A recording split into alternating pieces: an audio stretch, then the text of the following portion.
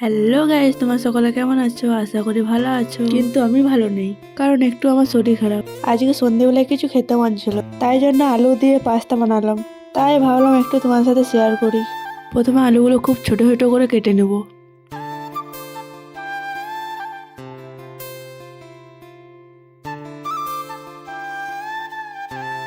আমার আলু কাটা হয়ে গেছে, এবারে পেঁয়াজগুলোকে কেটে নেব।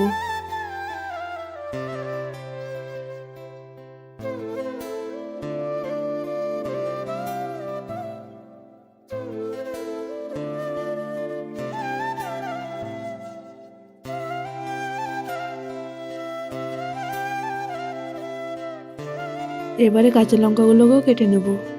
আমার কাছে টমেটো নাই, তাই টমেটো দিতে পারিনি। তোমাদের কাছে যদি থাকে তাহলে দিও। এদিকে আমার কাটা কমপ্লিট। এবারে আলুগুলো সিদ্ধ করতে দিয়ে দেবো।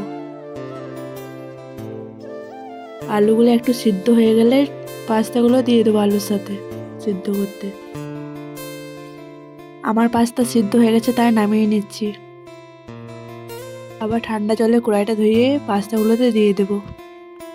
কড়াইয়ে তেল দিয়ে দেবো কাঁচা লঙ্কা, পেঁয়াজ। তারপর ওগুলোকে একটু নেড়ে নেবো। তারপর তেলের সাথে দিয়ে দেবো হলুদ, জিরে গুঁড়ো, লঙ্কা গুঁড়ো, নুন। সিদ্ধ রাখা আলু পাস্তাগুলোকে দিয়ে দেবো তেলের মধ্যে। তারপর ভালো করে নেড়ে নেব। এবারে পাস্তা মশলাটাও দিয়ে দেবো, তারপর ভালো করে নেড়ে নেব। তারপর হয়ে গেলে নামিয়ে নেব। আমি নামিয়ে নিয়েছি। তারপর ভাইকে দিলাম খেতে। ভাই বলল দারুণ হয়েছে। আমি একটু খেয়ে নিলাম। দারুণ হয়েছে গাইস, তোমরা একবার এভাবে ট্রাই করতে পারো। তা গাইস, দেখা হচ্ছে পরের ভিডিওতে।